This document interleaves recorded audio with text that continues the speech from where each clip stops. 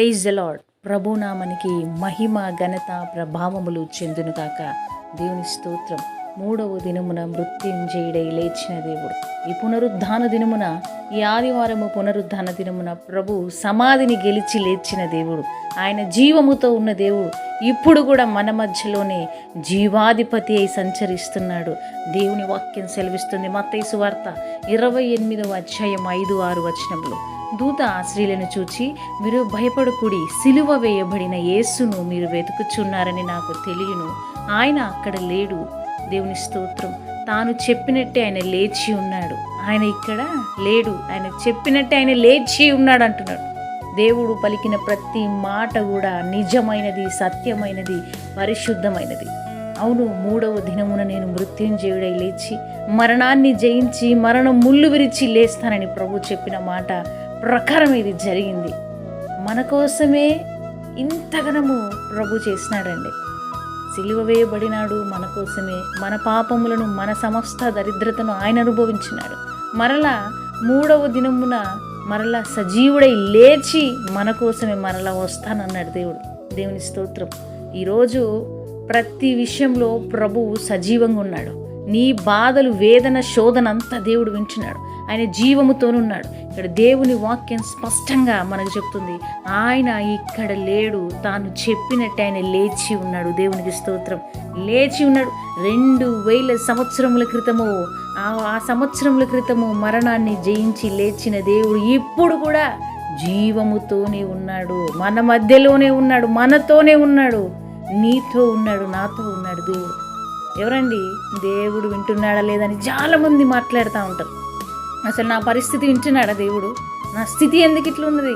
నన్ను చూస్తున్నాడా అని మాట్లాడుతున్న వారికి ఇదిగో ప్రభు వాక్యం మాట్లాడుతుంది. ఆయన సజీవుడై ఉన్నాడు. ఆయన చెప్పినట్టుగా లేచి ఉన్నాడు. నీ బాధల్లో నీ పక్కనే ఉన్నాడు. నీ శోధనలో నీతోనే ఉన్నాడు. నీ అవమానములో, నీ నిందలో నీ పక్కనే ఉన్నాడు. అయితే ఒక దినమున నిన్ను అద్భుతంగా హెచ్చించబోతున్నాడు. దేవుడు లేచి ఉన్నాడండి. ఆయన సజీవంగా ఉన్నాడు.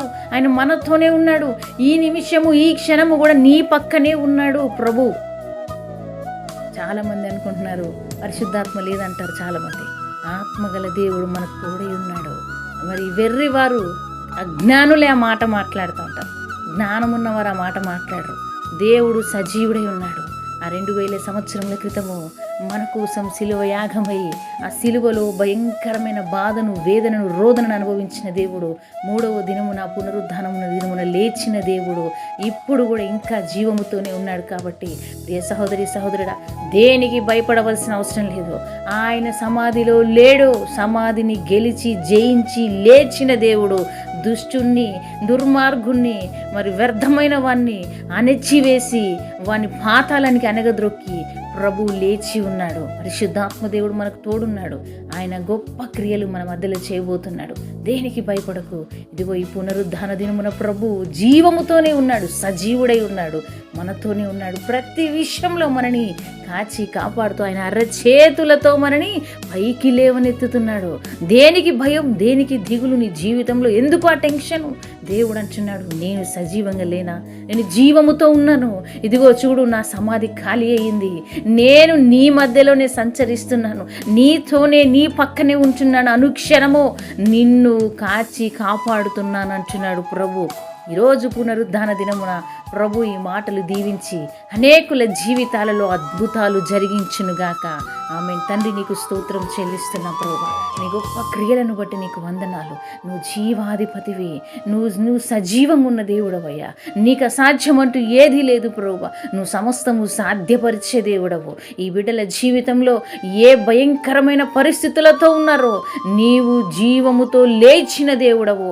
నీకు అసాధ్యం అంటూ ఏదీ లేదు. కాబట్టి ఈ బిడ్డల జీవితాలు బాగుపరిచి ప్రభువా వారిని ఆయన నీ సన్నిధిలో ముందుకు నడిపించి నీ నామానికి మహిమ తెచ్చుకోమని నజరేయుడైన యేసు నామములో అడుగుచున్నాం తండ్రి. ఆమేన్.